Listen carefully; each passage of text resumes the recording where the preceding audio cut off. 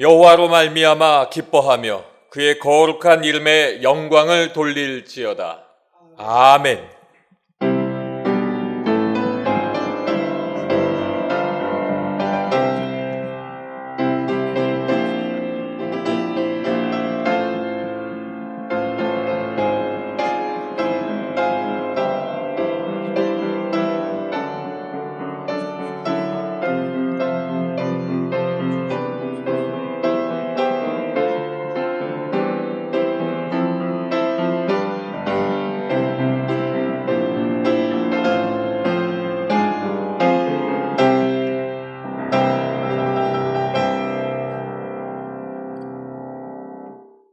다 같이 찬송가 5장을 부르시겠습니다.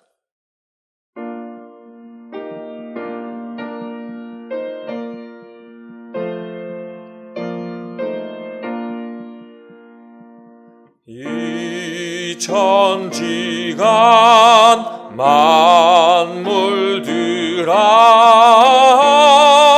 복 주시는 주 여호와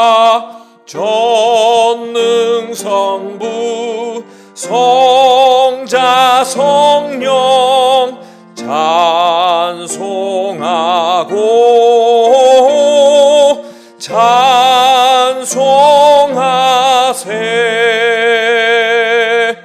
아멘.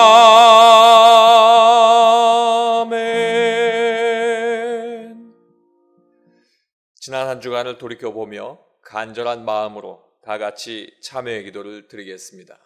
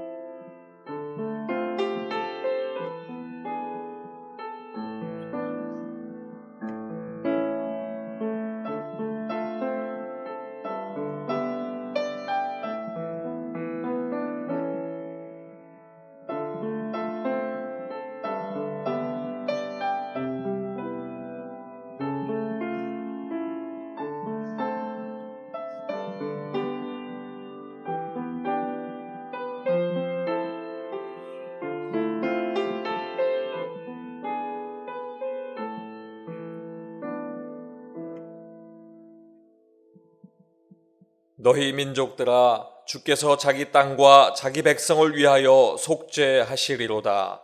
아멘. 성시교독은 교독문 8번 시편 14편입니다. 교독문 8번 시편 14편을 함께 교독하겠습니다.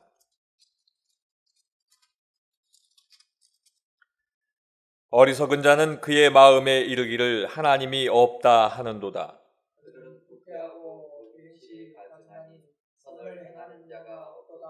여호와께서 하늘에서 인생을 굽어 살피사 지각이 있어 하나님을 찾는 자가 있는가 보려 하신즉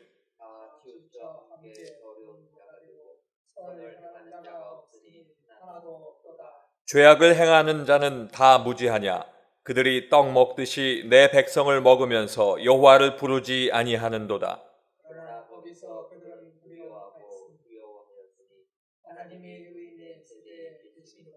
너희가 가난한 자의 계획을 부끄럽게 하나 오직 여호와는 그의 피난처가 되시도다. 이스라엘의 구원이 시온에서 나오기를 원하노라.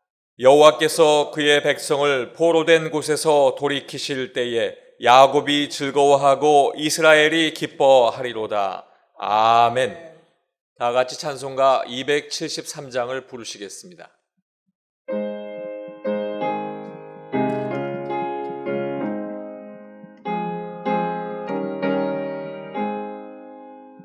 나 주를 멀리 떠났다 이제 옵니다.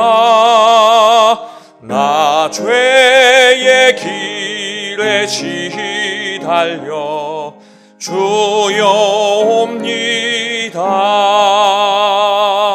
나 이제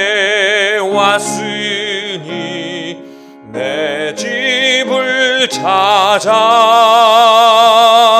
주여 나를 받으사 맞아 주소서. 그 귀한 세월 보내고 이제 옵니다. 난 뉘우치는 눈물로 주여 옵니다. 나 이제 왔으니 내 집을 찾아 주여 나를 받으사 맞아 주소서. 나 죄에 매여 고달파 이제 옵니다. 주 크신 사랑 받고자 주여 옵니다. 나 이제 왔으니 내 집을 찾아 주여 나를 받으사 맞아 주소서. 이 병든 마음을 고치려 이제 옵니다. 큰 힘과 소망 바라고 주여 옵니다. 나 이제 왔으니 내 집을 찾아 주여 나를 받으사 맞아 주소서.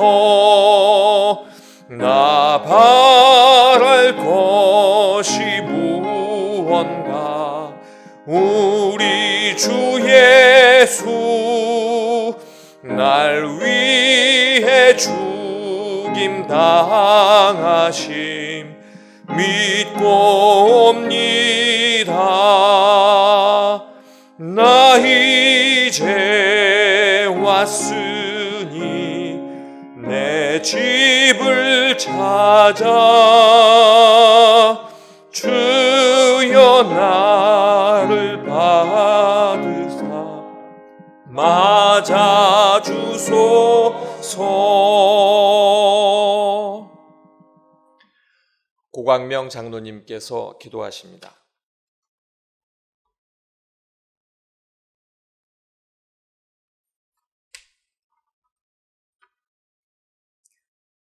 길이요 진리요 생명이신 하나님 아버지, 부족하고 연약한 저희들 푸른 초장 실만한 물가로 인도하시니 참으로 감사를 드립니다. 사순절 주님의 말씀과 기도로 전신갑주를 입고 부활신앙으로 주일 예배 드리오니 기뻐 받아 주시옵소서. 주님, 이 시간 먼저 저희들 교만과 완악함을 회개하오니 어려운 이 나라 코로나 바이러스로 어려움 당하지 않도록 우리와 우리 교회 위에도 축복하시어 더 이상 확산되지 않도록 치유하시어 빠른 시일 내로 정상적인 삶을 찾도록 인도하여 주시옵소서. 저희들 주님을 향한 열심과 사랑이시고 열매 없는 나무와 같습니다. 메마른 가지에 새싹이 피어나듯 저희들 심령으로 두 손 모아 기도하게 하시옵소서. 따뜻한 봄이 오면 논밭을 갈고 씨를 뿌리는 농부와 같은 심정을 주셔서 복음의 씨를 뿌리는 성령 충만한 우리 모두가 되게 하시어 인도, 캄보디아, 조도 땅에도 주님의 말씀으로 복음의 씨앗이 자라 주님 나라가 확장되게 하여 주시옵소서. 주여, 세계 경제의 어려움으로 개인은 물론 나라 경제가 심히 어렵습니다. 하루빨리 난국에서 회복시켜 주시옵소서. 경제난으로 말미암아 어려운 이웃과 나라를 구제하시고 선교하는 일이 지장받지 않도록 주님 축복하여 주시옵소서. 사랑의 하나님, 저희들이 주님의 몸된 교회에 충성과 헌신을 다하는 귀한 믿음을 주셔서 착하고 신실한 종이라 칭찬받게 하시고 예수 중심의 교회, 연결되는 교회, 성장하는 교회로서 함께 지어져 가는 교회 되게 하시고 그동안 교회 분쟁으로 믿음을 떠나 있는 성도들 속히 주님께 돌아오는 회복의 은혜도 주시옵소서. 주님, 저희들에게 아름다운 성전 주심에 감사를 드립니다. 주님의 합당한 성전 봉헌할 수 있도록 주님 축복하여 주시고 모든 민원과 사고도 주님께서 간섭하여 범사가 잘 될 수 있도록 주님 축복하여 주시옵소서. 사랑의 하나님, 유아로부터 청년부, 외국인부, 당에도 충성봉사하고 알찬 기간 되게 하시옵소서. 자비로우신 하나님, 이 거룩한 주일 주의 사랑과 은혜를 사모하는 간절한 마음으로 주님께 예배드리는 성도들에게 한량없는 자비를 베풀어 주시고 병마와 싸우며 고통 중에 있는 자들을 도와주시며 사탄과 마귀의 유혹에 당한 자들에게 새 힘과 용기를 주시옵소서. 축복의 하나님, 가정의 여러 문제와 경제적인 문제로 고민하며 간구하는 기도를 주께서 들어주시고 친히 응답해 주시옵기를 바라고 원합니다. 오늘 또 강단에 세워주신 담임 목사님을 통하여 주시는 말씀 크신 은혜 허락하여 주시옵소서. 사랑의 하나님, 부목사님과 전도사님께도 함께 하셔서 영육간에 간건케 하시고 당신의 진리의 말씀을 베풀기에 부족함 없는 능력 허락하여 주시옵소서.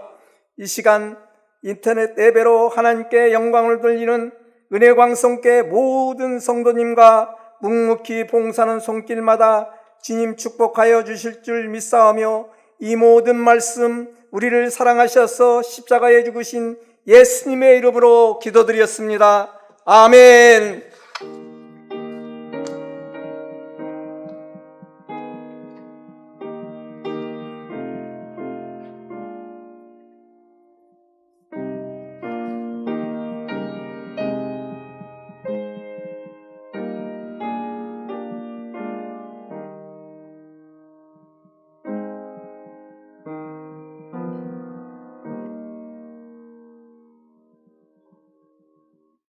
하나님의 말씀은 누가복음 13장 10절부터 17절까지의 말씀, 신약성경 117쪽입니다.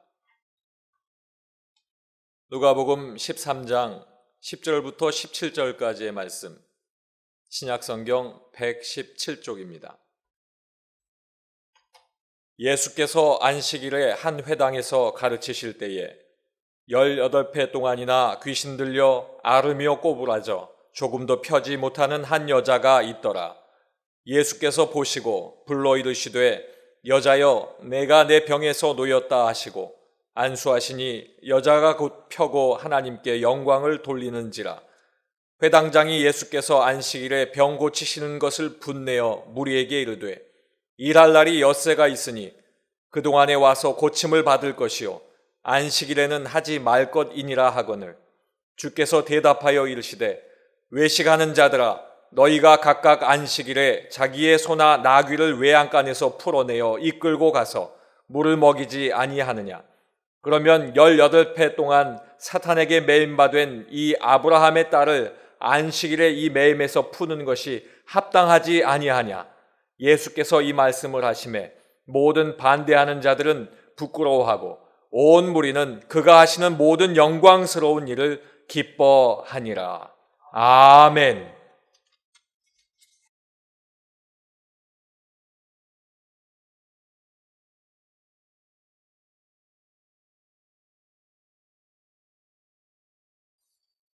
오늘은 지난주에 이어 두 번째 인터넷 영상으로 주일 예배를 하나님께 드리고 있습니다. 사실 인터넷 영상으로 주일 예배를 드리기로 결의하고 나서 지난 주일을 지낼 때는 참으로 마음이 어려웠습니다. 그 까닭은 그동안 임시지만 홈페이지를 오픈하면서 주일 설교 동영상을 올렸는데 매주 조회수가 수십 건도 되지 못했기 때문에 과연 우리 성도님들께서 인터넷 영상 예배를 드릴 수 있을까 염려하였는데, 그날 홈페이지에 올린 동영상의 조회수가 1200회를 넘고 또 유튜브에서는 3000회를 넘어가는 것을 보면서 역시 우리 은혜광석교회 성도님들은 저력이 있으신 성도님들이라 새삼 확인할 수 있었습니다. 그러고 보니 작년 9월에 우리 교회가 모든 분쟁을 마치고 홈페이지를 개설해야 했던 것이 바로 이때를 위함이 아닌가, 다시 한번 하나님의 은혜에 감사할 따름이었습니다.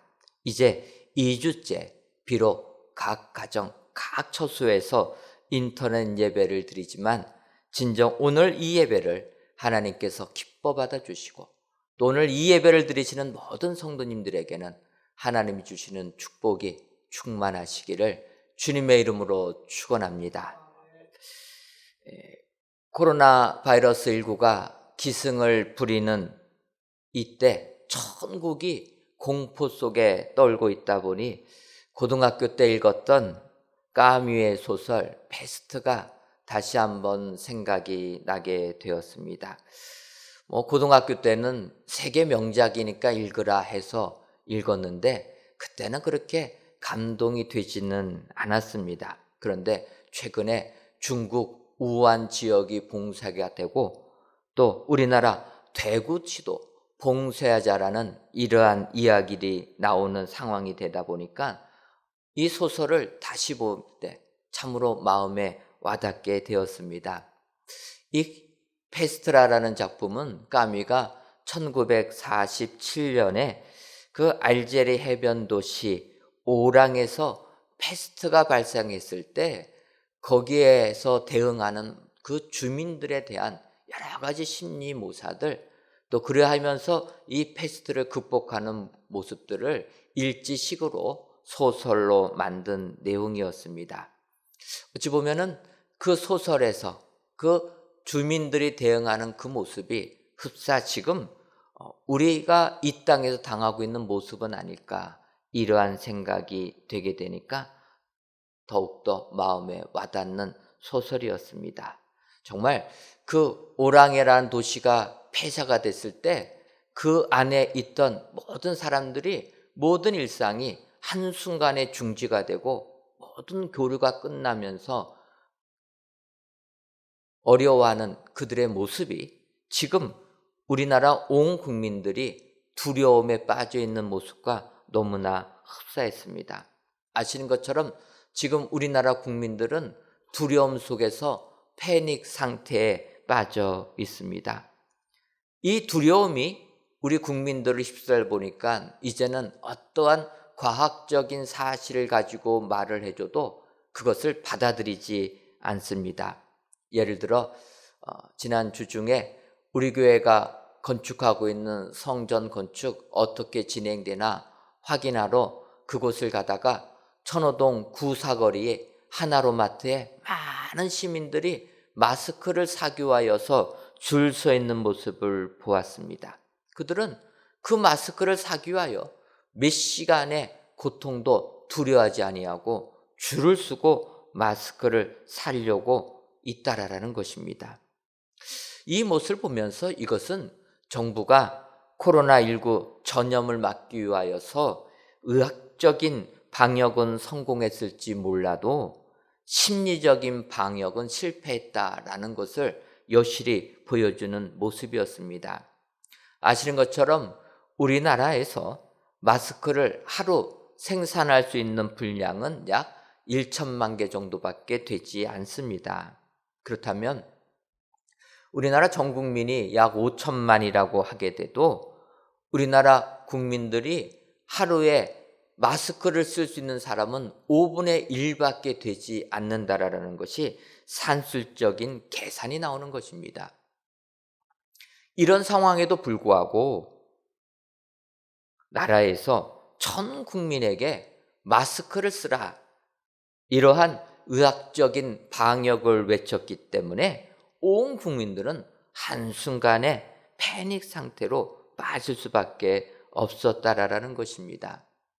실제로 과학적으로 보게 되면 이 건강한 사람들은 이 코로나19를 크게 두려워할 필요는 없다라고 이야기합니다.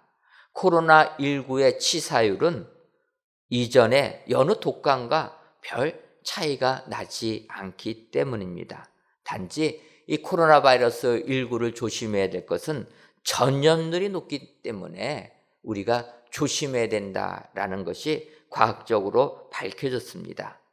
그럼에도 불구하고 온 국민들에게 마스크를 착용하라라고 권하는 그 순간 이것은 현실적으로 실현 불가능한 권고였는데, 이렇게 되다 보니까 이제 와서 아무리 과학적으로 안 써도 된다 외쳐도 아무도 믿지 않는 이러한 형국이 되고 말았던 것입니다.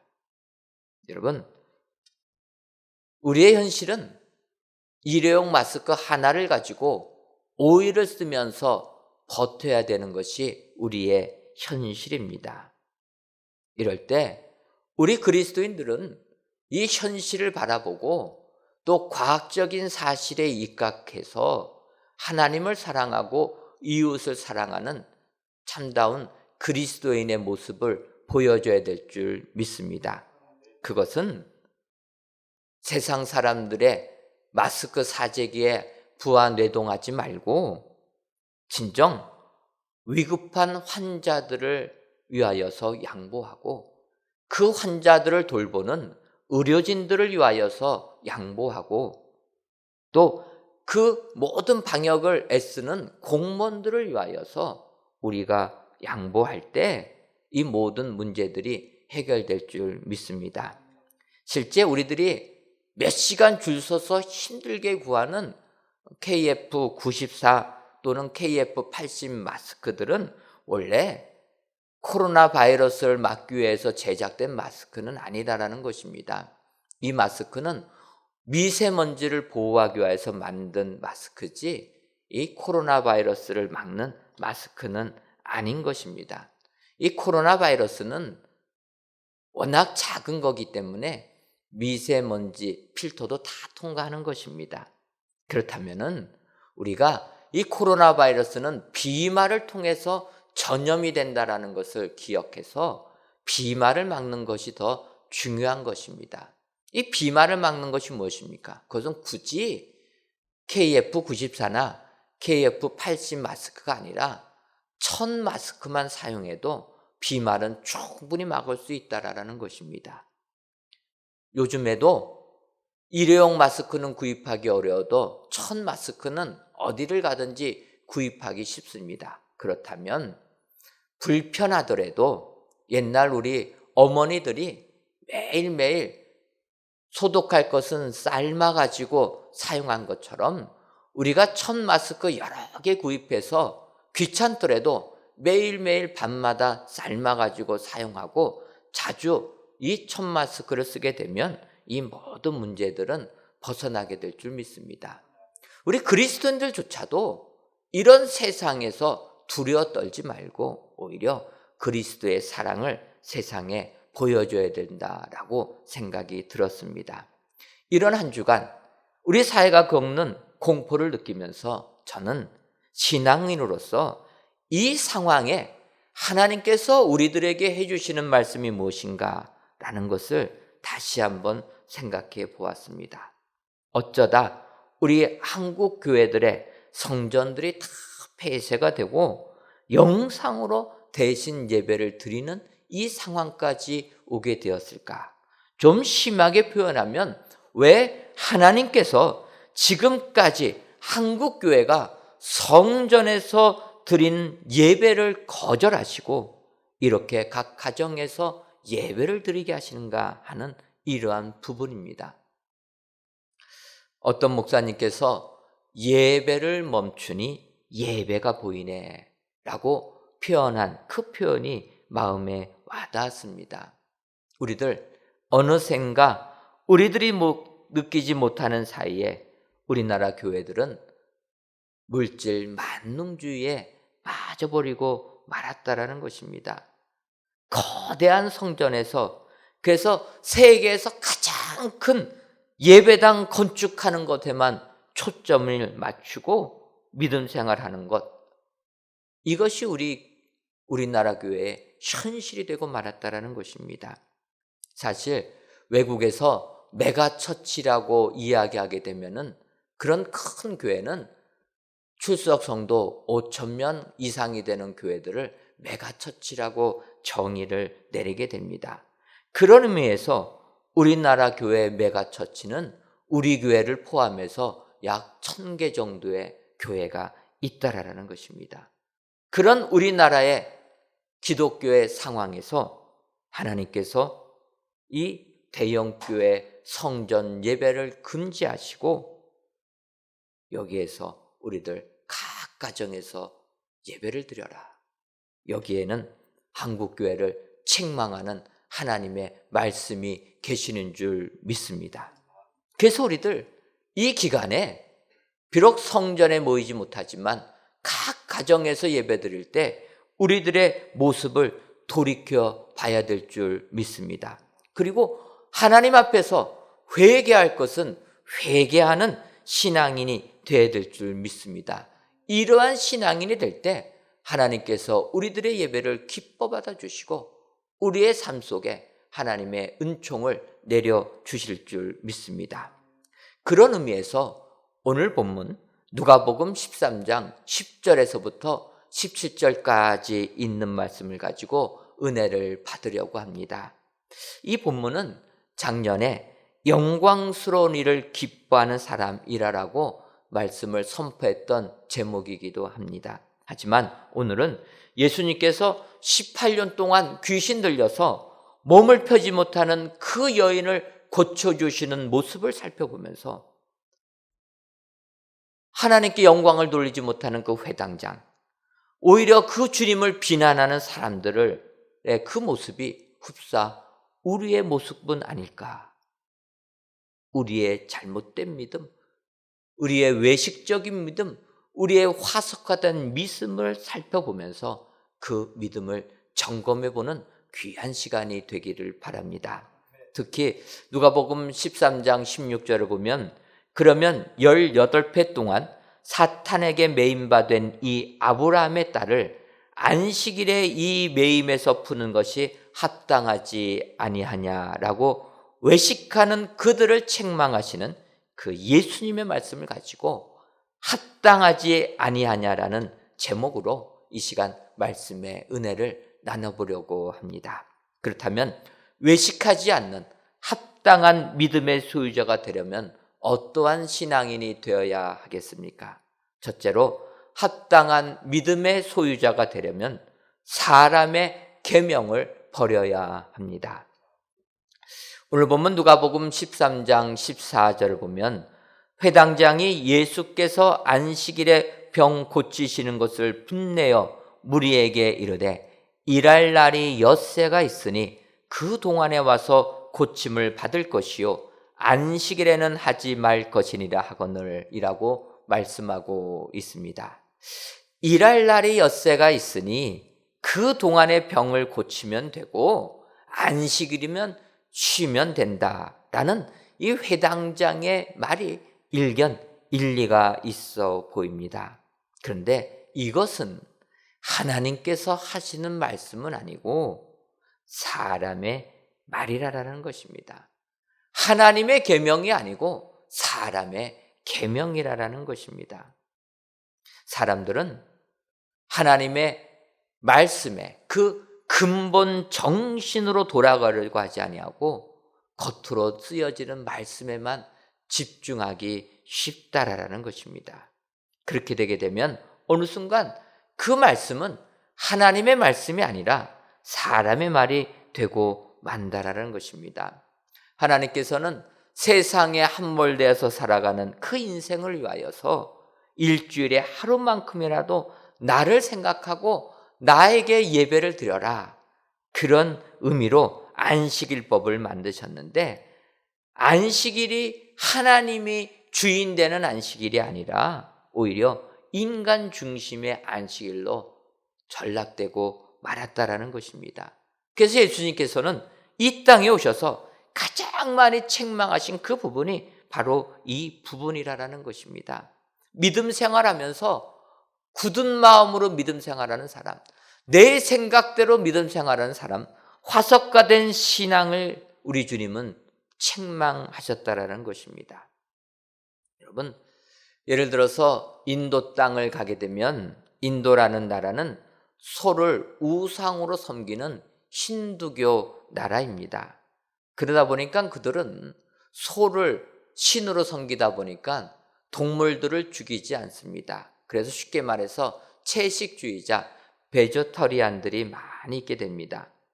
그런데 그 나라에서 우리나라 식당을 운영하다가 벌금을 물은 사건이 있었다라는 것입니다. 우리나라 식당에 한 인도인이 와서 음식 주문을 했습니다. 자기가 베지테리안이라는 것입니다. 그러니까 우리나라 식당 주인이 우리나라 음식은 야채가 많이 있습니다. 그래서 우리나라 음식 김치도 주고 깍두기도 주고 해가지고 우리나라 음식을 주었는데 나중에 이 채식주의자가 그 식당을 고소했던 것입니다. 그래가지고 깜짝 놀라서 법원에 갔더니 나라에서 하는 이야기가 채소만 달라고 했는데 왜 동물성 있는 것을 주었느냐. 그러니까 그 식당, 한인 식당 주인이 우리는 동물성 준 적이 없습니다. 김치는 배추로 담고 다 양념은 채소로 합니다. 그랬더니 그 사람이 하는 얘기가 여기에다가 새우젓을 넣지 않았느냐. 새우는 어류고 어류는 동물성이라는 것입니다. 그래서 벌금을 물게 되는 이런 웃지 못할 상황이 있었다라는 것입니다.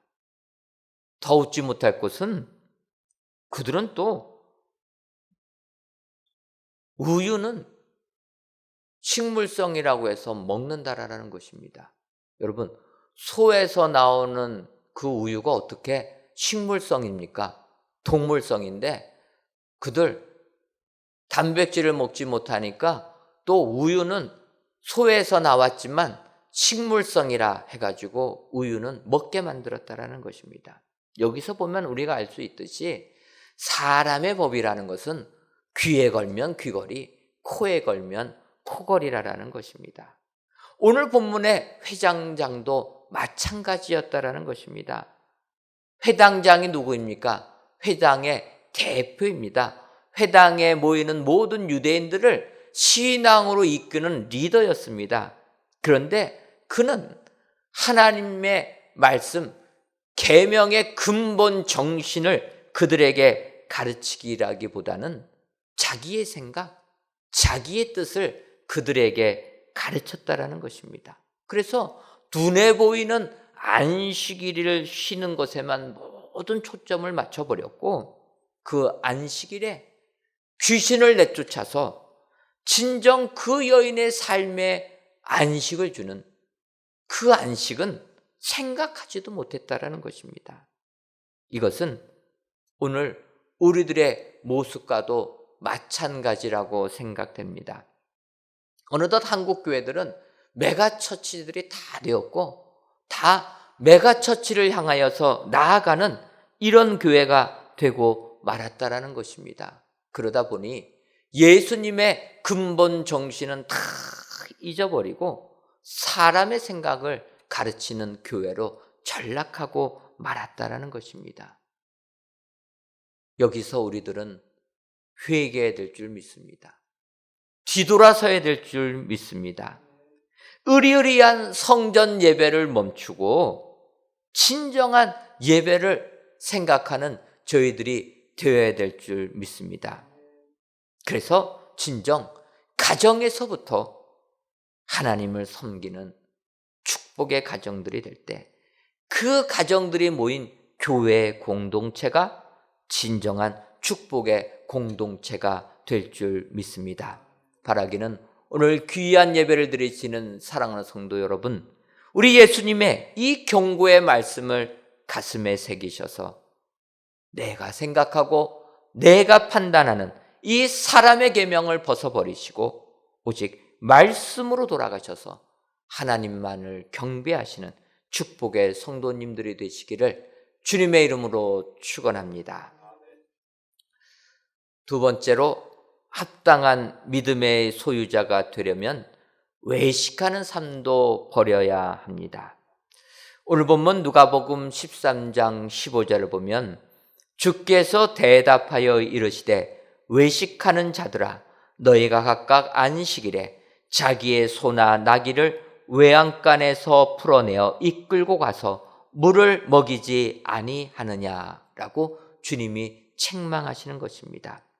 여기서 외식이라는 단어는 겉만 보기 좋게 꾸미는 것, 그리는 것, 그러하여서 드러내는 것을 우리는 외식이라 얘기합니다. 한자로는 바깥 외자에 꾸밀 식자를 쓰게 됩니다.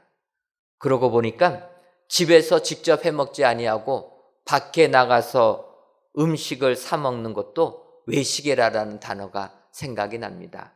이 단어는 바깥 외자에 먹을 식자를 쓰게 됩니다.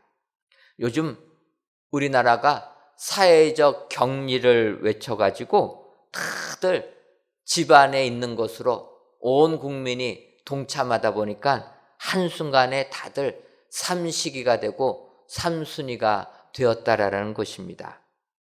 얼마나 이 땅의 어머니들이 힘들어하는지 요즘에 정말 어린아이들 집안에 가둬두니까 아이들이 난리가 납니다. 또 집안에 온 식구들이 있으니까 먹을 음식 준비하느라고 정신이 없습니다. 그러고 보면 그동안 밖을 자유롭게 다닐 수 있다는 것, 더 나아가서 밖에서 외식할 수 있다는 것이 얼마나 축복이었는가 새삼 느낄 수가 있게 됩니다. 이제 오늘 본문에 이 외식이라는 단어는 겉과 속이 다른 이중적인 삶을 사는 사람을 의미하고 있다라는 것입니다. 겉으로는 믿음 생활 잘 한다고 하면서 속에서의 삶은 아주 엉망인 사람, 이런 사람들을 책망하고 있다라는 것입니다. 특히 오늘 주님이 책망하시는 이 회당장은 리더라는 것입니다. 우리 주님께서는 리더를 더욱더 책망하신다라는 것입니다. 그것은 바꿔 말하면 저를 비롯해서 이 땅의 교회의 리더들에게 주님께서 1차적으로 꾸짖는 말씀이라는 것입니다. 어느 청년이 저한테 목사님, 왜 젊은이들이 신천지에 빠지는 줄 아십니까? 이렇게 질문한 청년이 있었습니다. 잘 그 까닭을 몰라서 왜 그러는가 질문하니까 그 청년의 답은 신천지에 빠진 대부분의 청년들은 교회 생활에서 신앙생활 하다가 시험을 받아서 시험에 빠져 대부분 교회를 떠나 신천지로 가게 되었다라는 것입니다. 그래서 제가 물어봤습니다. 그러면 교회 신앙생활 어느 부분에서 시험을 받았느냐? 그랬더니 교회 목회자들에게서 받은 것이 대부분이다 라고 저한테 이야기하는 것입니다. 저는 이 말을 듣고 충격을 많이 받았습니다. 주님께서는 마태복음 18장 6절을 보면 누구든지 나를 믿는 이 작은 자 중 하나를 실족하게 하면 차라리 연자 맷돌이 그 목에 달려서 깊은 바다에 빠뜨려지는 것이 나으니라라고 리더들에게 경고하고 있는데, 이 땅의 교회 리더들이 위선적인 삶을 삶으로 말미암아 젊은이들을 신천지 이단에 빠지게 만들었다라는 것입니다. 정말 우리 이중적인 삶에서 벗어나야 될 줄 믿습니다. 겉과 속이 같은 한결같은 삶을 살아야 될 줄 믿습니다. 교회에서의 삶이 다르고 가정에서 삶이 다른 사람, 가정에서 삶이 다르고 직장의 삶이 다른 사람, 이런 모습을 가지면 안 되는 줄 믿습니다. 진정 우리들 세상에 잘 보이려고 겉난 번지르르한 신앙인이 아니라 있는 그대로의 진신된 삶으로 말미암아 사람들에게 영향력을 끼치는 능력의 사람들이 다 돼야 될 줄 믿습니다. 따라서 우리들 위선으로 가득한 가면을 벗어버리고 우리는 진실한 얼굴로 거듭나야 될 줄 믿습니다. 바로 오늘 본문에 주님께서 말씀하시는 겁니다. 본인들이 위선의 삶을 살고 있는지도 모르는 그들을 향하여서 주님이 책망하시는 것입니다. 외식하는 자들아, 너희가 하나님 말씀 잘 지킨다라고 이야기하고 있지만 너희가 각각 안식일에 자기의 소나 나귀를 외양간에서 풀어내어 이끌고 가서 물을 먹이지 아니하느냐. 자기의 이익을 위하여, 자기의 유익을 위하여 소나 나귀의 물을 먹이는 것, 그래서 일을 하는 것은 일이라고, 안식일을 범하는 것이라고 절대로 말하지 아니하고 오히려 18년 동안 고통받는 그 여인의 그 병을 놓아주어서 진정한 안식을 주는 그 상황을 보면서 주의를 범했다고 책망하는 그들, 너희들은 외식하는 자들이라 주님이 책망하고 있다라는 것입니다. 주님은 성경을 통해서 누누이 강조하고 계십니다. 마태복음 23장 25절을 보면 화 있을진저 외식하는 서기관들과 바리새인들이여 장과 대접의 것은 깨끗이 하되 그 안에는 탐욕과 방탕으로 가득하게 하는도다. 주님은 경고하고 계십니다. 바리새인과 서기관들뿐만 아니라 마태복음 15장 7절에서부터 9절을 보면 외식하는 자들아 이사야가 너희에게 관하여 잘 예언하였도다. 일러스되 이 백성이 입술로는 나를 공경하되 마음은 내게서 멀도다. 사람의 계명으로 교훈을 삼아 가르치니 나를 헛되이 경배하는도다 하였느니라. 우리 주님은 바리새인과 서기관뿐만 아니라 외식하는 모든 백성들을 꾸짖으셨다라는 것입니다. 그러므로 오늘 귀한 예배를 드리시는 사랑하는 성도 여러분, 우리 예수님의 이 책망을 기억하시고 이제는 모든 외식에서, 이중적인 삶에서 벗어나셔서 합당한 믿음의 소유자가 다 되시기를 주님의 이름으로 축원합니다. 마지막 세 번째로 합당한 믿음의 소유자가 되려면 부끄러워할 줄 알아야 합니다. 오늘 보면 누가복음 13장 17절을 보면 예수께서 이 말씀을 하심에 모든 반대하는 자들은 부끄러워하고 온 무리는 그가 하시는 모든 영광스러운 일을 기뻐하니라 라고 말씀하고 있습니다. 여기서 주님의 말씀에 모든 반대하는 자들은 부끄러워했다 라고 기록하고 있습니다. 이 부분을 보게 되면 적어도 예수님 당시 2000년 전의 사람들은 그래도 부끄러워할 줄 알았다라는 것을 알 수가 있습니다. 여러분, 요즘 우리들이 살고 있는 이 시대는 사람들이 부끄러움을 모르는 사람들이 너무나 많이 있습니다. 잘못하고도 부끄러워하기는커녕 오히려 당당하게 이야기합니다. 부끄러움이 없습니다.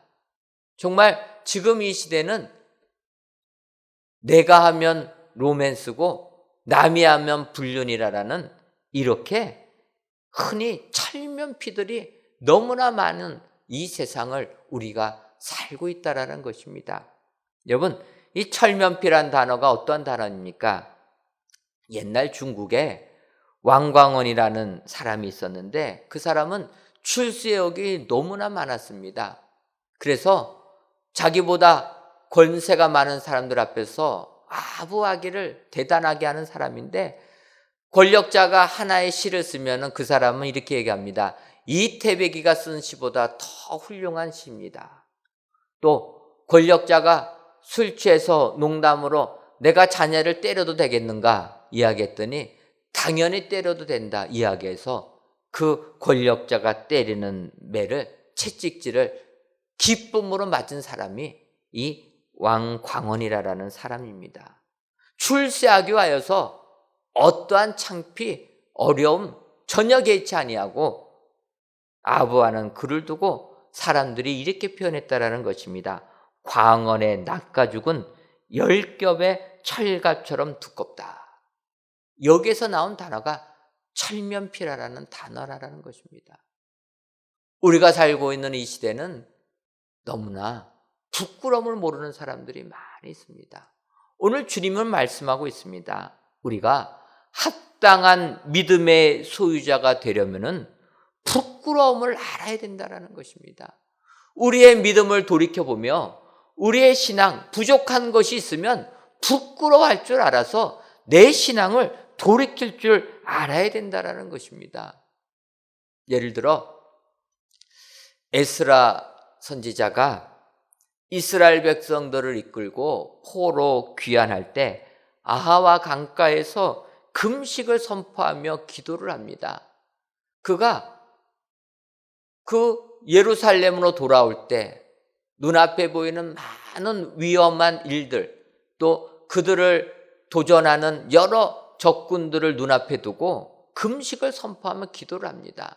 근데 그가 기도한 내용은 에스라서 8장 22절 보면 이렇게 기록되어 있습니다. 이는 우리가 전에 왕에게 아뢰기를 우리 하나님의 손은 자기를 찾는 모든 자에게 선을 베푸시고 자기를 배반하는 모든 자에게는 권능과 진노를 내리신다 하였으므로 길에서 적군을 막고 우리를 도울 보병과 마병을 왕에게 구하기를 부끄러워하였음이라 라고 고백하고 있다라는 것입니다. 에스라가 왕에게 이야기했다라는 것입니다. 하나님은 자기를 찾는 자에게는 선을 베푸시고 자기를 찾는 자들에게는 은혜를 베풀어 주시고 그들을 인도해 주신다. 당당하게 이야기해 놓고서 이제 막상 눈앞에 보이는 위험이 닥치게 되니까 그 신앙 다 뒤로 하고 왕이시여 우리를 보호해 주실 군대를 보내어 달라라고 왕에게 재차 부탁하는 것은 너무나 부끄러운 일이라. 그래서 그는 이러한 부끄러운 신앙인 되지 말고 오히려 그 믿음 가지고 하나님께 매달리자. 그래서 아하강을 건너기 전에 그는 금식을 선포하고 나아갔다라는 것입니다. 여러분, 우리가 진정 합당한 신앙인이 되려면은, 합당한 믿음을 가진 사람이 되려면은 부끄러움을 아는 사람이 돼야 될 줄 믿습니다. 하나님 대신 나 자신을 앞세운 것이 있다라면 우리는 회개해야 될 줄 믿습니다. 하나님 대신 사람을 의지하고, 하나님 대신 군대를 의지하고, 하나님 대신 물질을 의지하고, 하나님 대신 자식을 의지했다라면 우리는 돌이켜야 한다는 것입니다. 하나님 대신 우리의 유익만을 위하여 믿음 생활했다라면 우리는 회개해야 될 줄 믿습니다. 여러분, 우리가 신천지 집단하고 우리하고 다른 것이 무엇입니까? 요즘에 신천지 집단에 대해서 많이 나오게 되는데 그들은 이상한 재림론을 외치면서 14만 4천 명 안에 들어야지 구원을 받는다 해가지고 14만 4천 등에 들기 위하여서 물불을 가리지 아니하고 어찌하든지 사람들 자기네 집단으로 이끌어들이는 것이 자기의 구원받는 이력이 되어서 14만 4천 등에 든다 해가지고 자기 영생 받으려고 물불을 가리지 아니한다는 것입니다.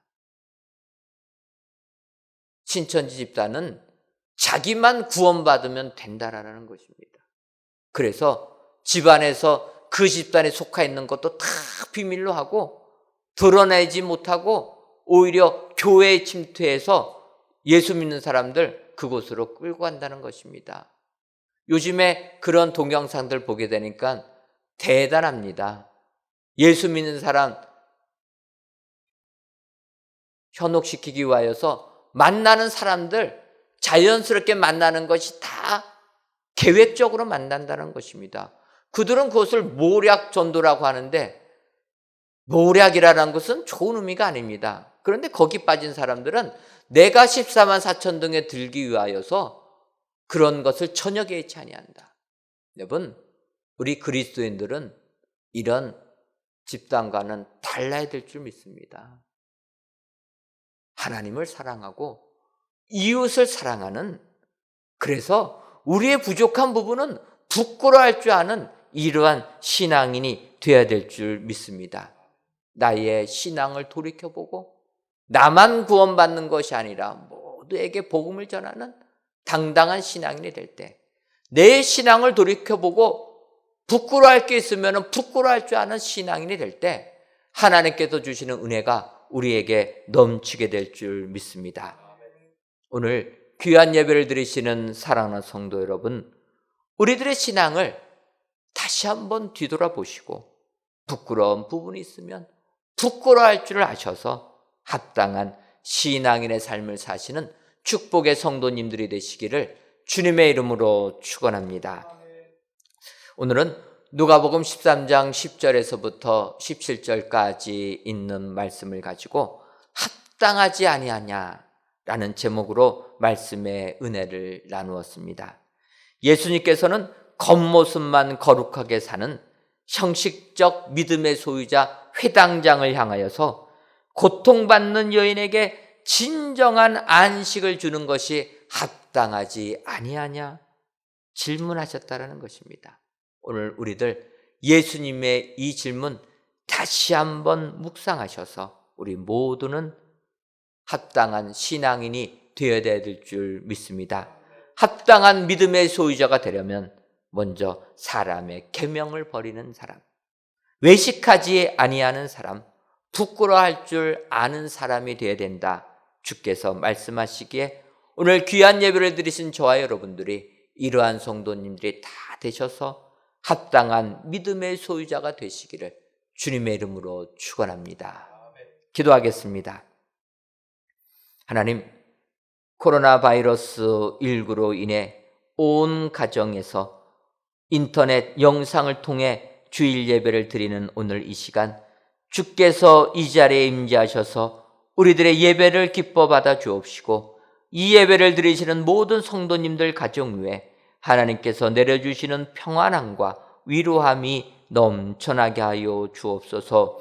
오늘은 이 시대를 살아가는 믿음의 소유자를 향하여 경고하시는 우리 예수님의 말씀을 묵상해 보았습니다. 혹시 우리들은 주님께서 그렇게 책망하시는 외식하는 자들이 되지는 않았나 뒤돌아봅니다. 진정 외식하는 신앙인이 아니라 하나님만을 섬기는 청결한 신앙인들이 되게 하여 주옵소서. 그리고 합당한 믿음의 소유자가 되려면 사람의 계명은 버리고 외식하지 말고 부끄러워할 줄 알아야 된다라는 말씀을 기억하여서 이러한 신앙이 다 되어 합당한 믿음 생활하는 우리 축복의 성도님들이 다 되시기를 주께서 붙들어 주옵소서. 예수님의 이름으로 기도하옵나이다. 아멘.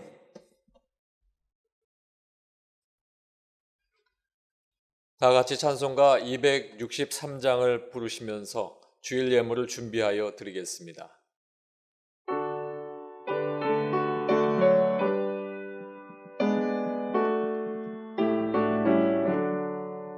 이 세상 험하고 나 비록 약하나 늘 기도 힘쓰면 큰 권능 얻겠네. 주의 은혜로 대속받아서 피와 같이 붉은 죄 눈같이 희겠네. 주님의 권능은 한없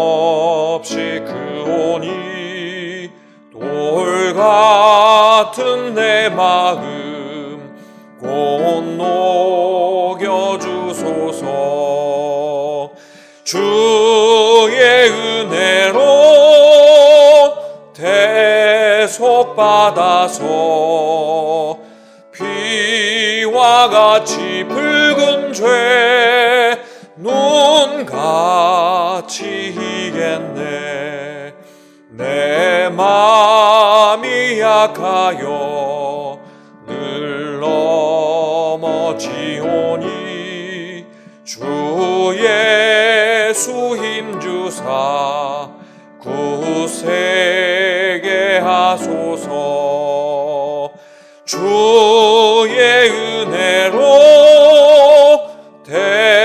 대속받아서 비와 같이 붉은 죄 눈같이 희겠네. 죄사함 받은 후 새 사람 되어서 주 앞에 서는 날 늘 찬송하겠네. 주의 은혜로 대속받아서 비와 같이 붉은 죄 눈같이 희겠네. 아멘.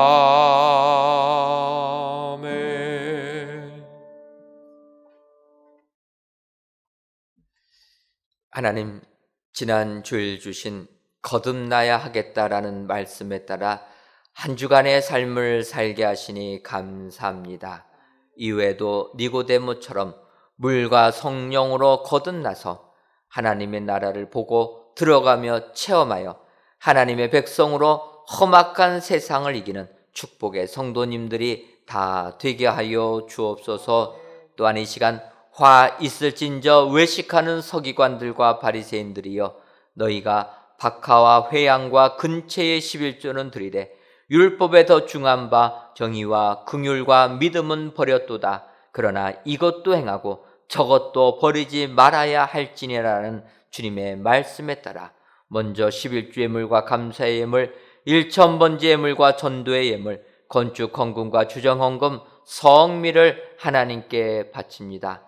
정성을 다하여 드리는 이 예물을 연락하여 주옵시고, 드리는 손길 위에 외식에서 벗어나는 경건한 신앙인들이 다 되게 하여 주옵소서. 더 나아가 세상을 향하여 정의와 긍휼의 마음을 가지고 이웃 사랑을 실천하는 축복의 성도님들도 되게 하여 주옵소서. 또한 코로나 바이러스 19로 모든 경제 활동이 정지되는 이 상태에서 하루하루를 힘겹게 버텨가시는 성도님들이 계시는 줄 압니다.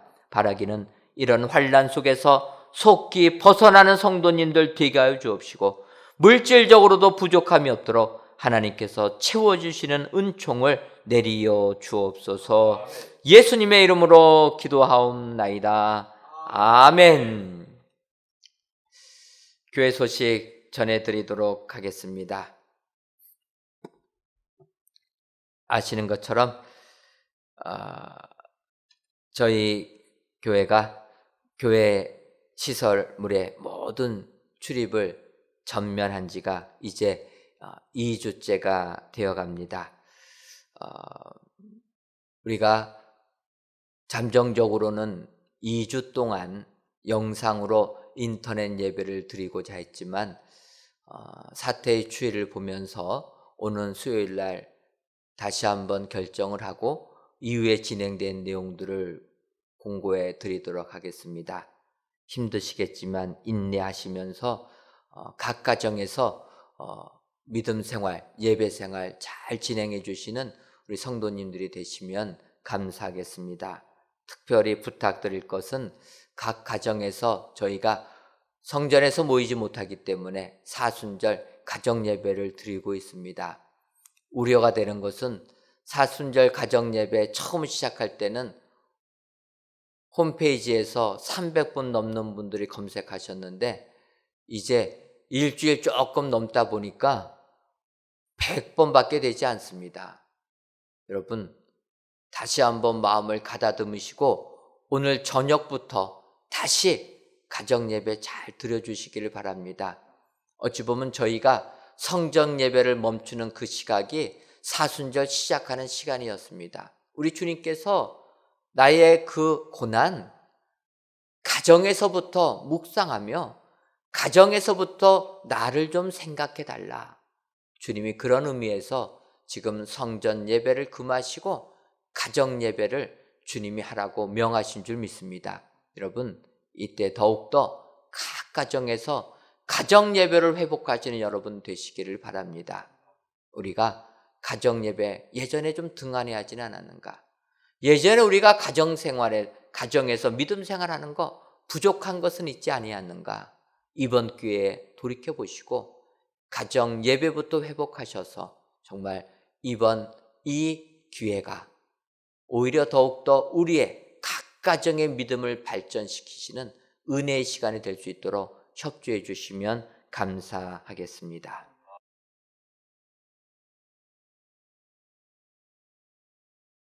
다 같이 찬송가 351장 4절을 부르시겠습니다.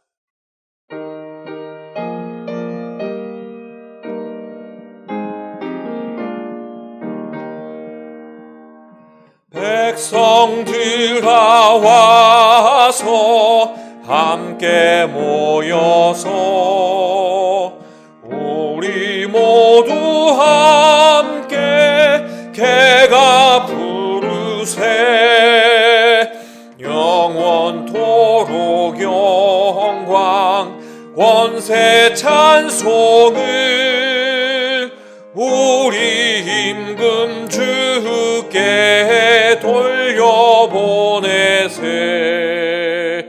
믿는 사람들은 주의 군사니 앞서가신 주를 따라갑시다.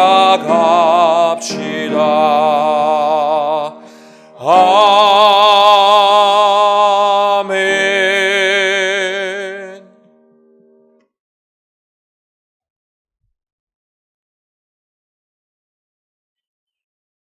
이제는 우리 주 예수 그리스도의 크신 은혜와 하나님 아버지의 한량없는 사랑하심과 성령님의 교통하심이 외식하는 삶을 버리고 합당한 믿음의 소유자 되기를 소원하는 사랑하는 은혜광성교회 모든 성도님들 위에와 그들이 속한 가정 위에 이제로부터 영원토록 함께 있을지어다.